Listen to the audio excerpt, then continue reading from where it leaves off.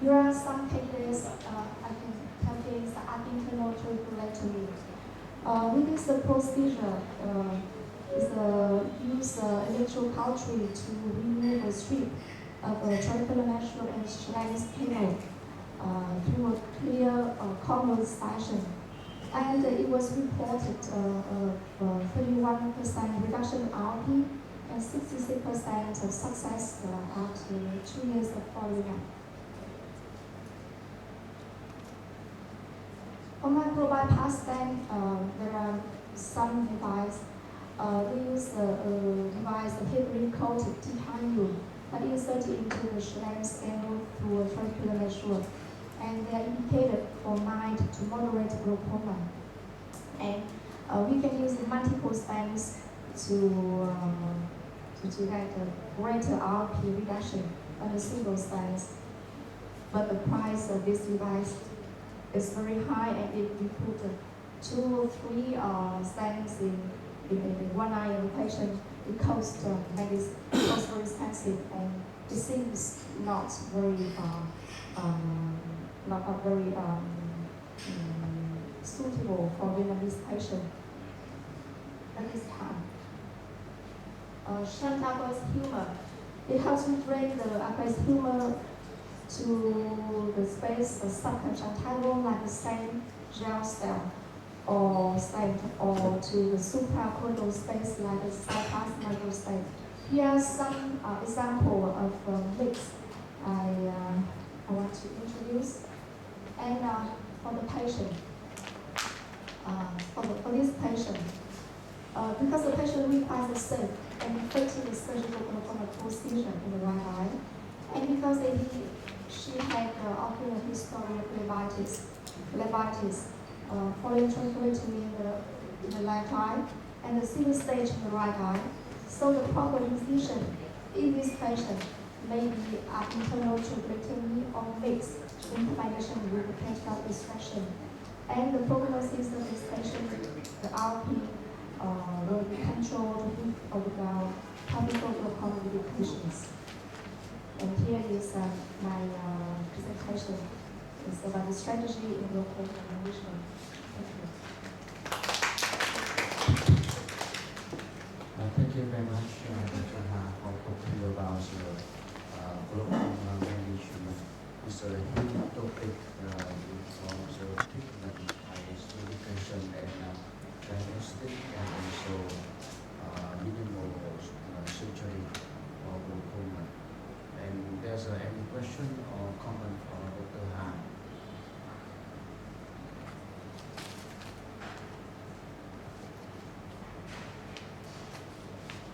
Any comment?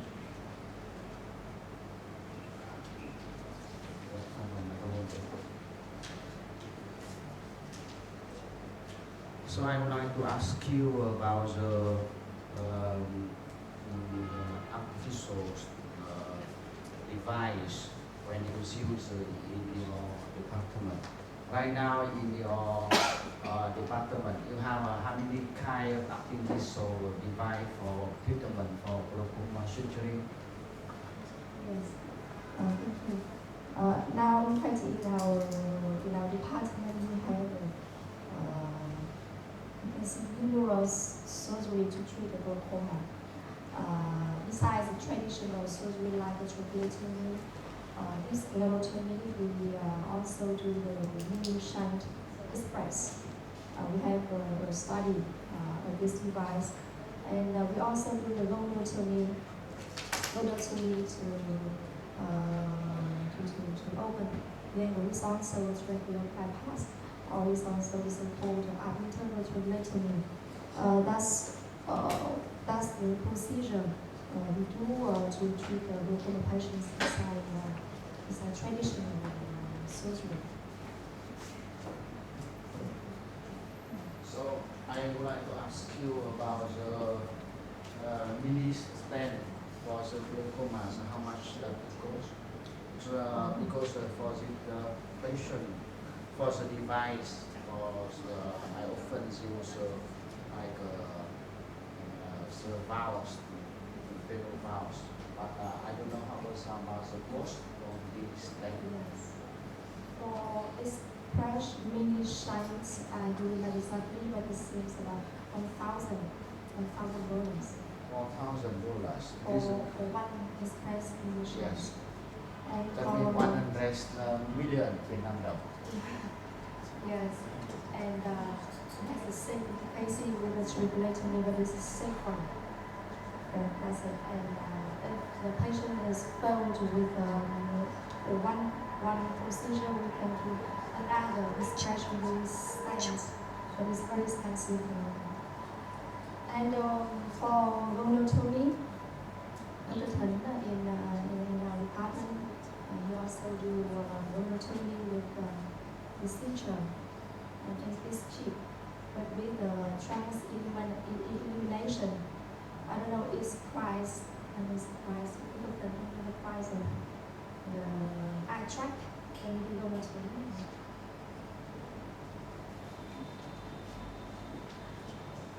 So in your department, for yourself, how many K you use for mini stent? Because cost is very expensive, yes.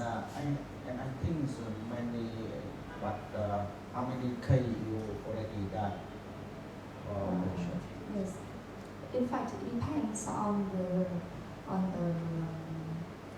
material. So the things that are available in our hospital. The express mini science we have done for 5 years, and that is in the study of one doctor in my department. And the sample is about, I don't know, maybe 40 or 50 eyes. Yes, in that study. And for goniotomy, so far Dr. has been doing that procedure, and he knows the exact number. I know for goniotomy is very cheap, so often I also do this procedure. But for the mini mono sun is very expensive. I know Dr. Tao, his thesis. The company can have some support for buying this device. But for in your department, you said about from 40 or 50K you already use your mini device for the patient. And how many patients they have to pay this money? About 100 million Vietnam đồng. How many patients? I think they will have to pay that. None. Yeah. Yes. It's not free, it's expensive. Yes, but they have to pay how many? 100 million? I don't know. Yeah, I don't know yes. how many percent. Yes. Yes. The So price have to pay. that's why I asked you. You Yes. said that in It's a your problem department for us. you have, It's but you don't know how much the patient have to pay, and you already done for the patient for the device, and even you don't know how much Because they have to pay. I don't do that study. That's a I see. sample. With a sample, the patient is Dr. Tao, and she knows exactly the price to pay for each express conditions. Yeah. And I don't know if the company has supported something for the patients or not. Yes, Dr. Tan, do you have any comment? Yes, thank you very much for your presentation. I'd have some comment and that I apologize. I have to leave for another meeting. In terms of the price, I need to correct you. It's not 4,000 for one express. Maybe Dr. Tao can get the exact price, but it's about $800 for one express. But unfortunately, the express is not. It's a little bit safer than trachelectomy, but it's done is not more efficacious. So that's why we didn't use that much in our hospital or also in Vietnamese market. And that's why the company has stopped importing products. So I think Dr. Tao, after this thesis, said she also stopped doing express, and no more express now in the market. And another prices like tube, the VMAT tube is about $400 US. And for iStent inject, the one that just have been submitted for a new technique to the Minister of Health, it will cost about 1,000 for a set, 2 iStents. And also for the tube it's 400. And for another tube, that beer barrel tube, so also just imported to the market and costs about $500.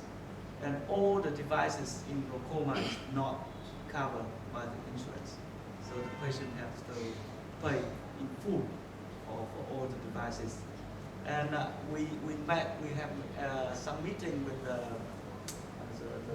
insurance, the national insurance, about the problem, because we know that the glaucoma patients, many of them are very poor, and in the very severe condition, with normally just one eye, another has gone, and even the remaining eye is very poor vision, and also very poor economic condition, and we think that the glaucoma patient really in need for the insurance coverage.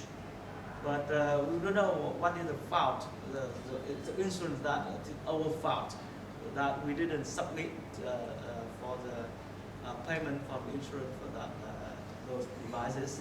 But after that meeting, we submitted the document to ask for the coverage from the insurance. But so far, after maybe 10 years after that meeting, nothing happened. And the tube is still on the payment of the patient. So the patient doesn't pay for the devices. And so concerning about your presentation, I think that it's very interesting, the way you presented your talk and the way you presented your cases. There are some comments concerning about your presentation. For the first case, you talk about the IOP fluctuation, and you talk about the diurnal curve of IOP 24 hours. But you said that sometimes it's very difficult to get the measurement of IOP during the sleeping time. So that's why that also the agreement between among the glaucoma specialists around the world. That's why we use the water drinking test like a very good surrogate to the diurnal curve of 24 hours. So I suggested that you maybe in the future, if you want to see the fluctuation of IOP over 24 hours, we just do the water drinking test to have an overview how the IOP fluctuate during the day. And for the second case, you talk about the selection of the IOP flattening, IOP lowering agent. So I have to say that for the medications, there was. And after that, laser SLT, it's a little better. But finally, the surgery can give you a more stable file IOP. So that's why for that case, you did a trabeculectomy and you have got a good result with IOP in the low teen and IOP stabilized during the day or during many days, many years. That's why for that case, very good option. However, for the third case, in the end stage of glaucoma, you suggested that we will do the surgery with phaco combined with mix, but be careful of mix, because mix, it means that minimally invasive glaucoma surgery. But sometimes, but on the other aspect is minimally effective glaucoma surgery. It's not very effective. For example, iStent inject, that costs you $1,000, but it just give you 20% of IOP lowering. That's why sometimes it's only mix, expensive, but cannot give you the target pressure. So be careful of it, because in one aspect is good, it's safe, but on the other hand, it's not very effective. Thank you. Thank you very much. Yes, Professor. Thank you very much for your very interesting scenario of glaucoma. So I would like to give some comment around the relationship between the ocular surface disease to the glaucoma. And as you know that anti-glaucoma medications can cause damage to the ocular surface, not only the preservative agents, but also themselves can cause it. And some research show that the anti-glaucoma medication can cause to broken the junction between the epithelial cells, and some medication can cause the damage to the microvilli of the epithelial cells. So it causes very severe dry eyes. It entire the imbalanced tear films, even though this eye can have a normal separations. And for the patient who have for ocular surface disease, the most common medication for treating it is the corticosteroids. And in some cases, the patient, even though the doctors abuse to using it can cause the steroid-induced glaucoma. And so be careful. I always be careful for the patient who have ocular surface disease for treating a long time. And I think from my experience, the big problems for the glaucoma patient is the compliance, especially for the open angle glaucoma. I have some patient who who have a very poor compliance because of open angle glaucoma have no light symptoms, and so we give the patient description, and maybe we ask patient to come back for after 1 month, but sometimes they don't come back for a year, and when we raise them the damage to the optics. So I would like to ask you that for some maybe some case, especially the patient who is living in rural area and again not good knowledge, we should do surgery for them the first time, even though instead of using the medication for them. So thank you for your question. Here's a problem because the strategy of the treatment of glaucoma patients not only depends on the stage of the disease, not only depends on the type of disease, also depends on the situation of the patients. For the patient that we prognose, we see that they are not a candidate for good compliance, or they don't have a good economic situation, or they live in a very rural area, very far area, and it's not easy for us to access to the medical center to check the eye. So in this patient, we should choose the surgery rather than indicate medical therapy, because as you said that the non-compliance is a big problem for glaucoma patients, especially when they have to use eye drop for a long time, many months, many years, and we require them to come to see us every 3 or 4 months, and sometimes it's impossible for many patients with a very poor situation. But there is one thing that I always emphasize to my patients is that no matter what, you treat by medicines or treated by surgery, but the most important is that you always have to be checked by eye doctors anyway. Best with us, but you can go to check in the eye center hospital in your province, in your rural. At least you have some basic information to know the situation at that moment, and we'll know the timeline of the disease, and we make the progression of disease to have a proper treatment at that time. Okay. And there's any question for Dr. Ha? Thank you very much for Dr. Haas talking about the topic very interesting, and after that, so we can have some maybe we can import some device and some machine and do treatment for glaucoma in our hospital is better. And no other than for your Dr. Haas.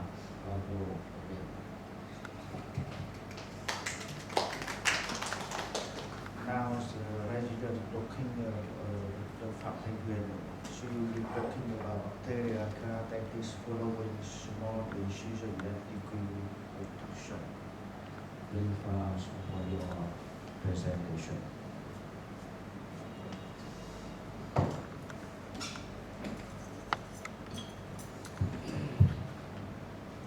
Good afternoon, Professor Alfonso and my college here. My name is Phạm Thanh Huyền, a resident ophthalmologist of Hanoi Medical University, and today I'm going to present about bacterial keratitis following small incision lenticular extraction. This is an article published in 2022 by Jin Lee. Small incision lenticular extraction correct myopia error by removing an intrastroma lenticule through a small accurate incision without creating a flap, leaving a pocket in the corneal stroma. SMILE is becoming increasingly widespread due to its safety, accuracy, fast recovery, and biomechanical advantage. And the complications of SMILE are rare, such as epithelial erosion, diffuse lamellar keratitis, corneal ectasia, and infection. So today I will present a series of cases of post-SMILE bacterial keratitis. The first one is a 19-year-old man undergoing bilateral SMILE for the correction of myopia. After the surgery, the patient didn't follow the prescription of topical prophylactic antibiotic, and the right eye became red and painful with uncorrected visual acuity is 20/50. Slit lamp examination revealed 3 dense round white infiltrate at the central cap-stroma back interface along with a cellular reaction. So bacterial keratitis of the right eye was suspected. The patient was treated empirically with topical moxifloxacin and cefazolin every 30 minutes, along with gatifloxacin ointment at bedtime.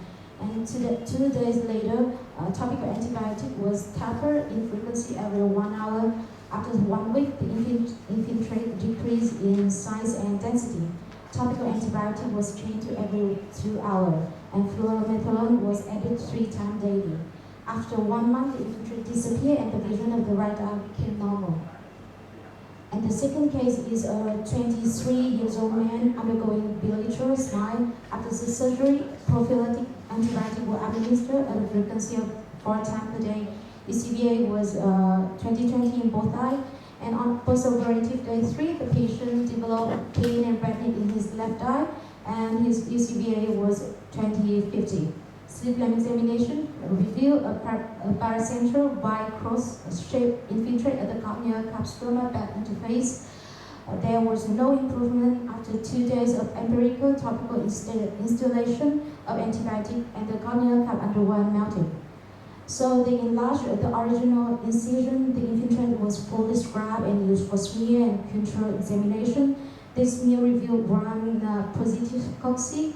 So the cap and stroma bed was soaked with ceftriaxone solution, and they continue with the levofloxacin and terbinafine every 30 minutes for 3 days and taper to every 1 hour. After 2 weeks, the infiltration regressed, so they taper levofloxacin and terbinafine to every 3 hours, and they add fluorometholone. And 1 month after the surgical intervention, the patient BAs were 20/20, and only a trace of residual peripheral scar was present. The next case is a 26-year-old man who underwent bilateral SMILE, and the postoperative ECVA was 20/20 in both eyes. 2 days after this procedure, the patient developed pain and blurry vision with VA 20/200 in the left eye. A diagnosis of infectious keratitis was made, and he treated be treated with topical levofloxacin every 30 minutes. However, this treatment fails to resolve the corneal infection and his VA had reduced to hand motion. And they detected a male in the central anterior corneal cap accompanied by a diffuse dense infiltration at the corneal cap stroma bed interface, amityville keratitic precipitate in the left eye.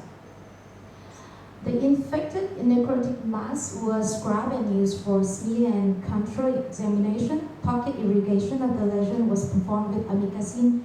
Pocket irrigation of the lesion was performed with amikacin, and the smear examination showed gram-positive cocci, and the patient was managed with hourly topical levofloxacin and cefazolin as well as intramuscular for cefamazine injection and intravenous ascorbic acid.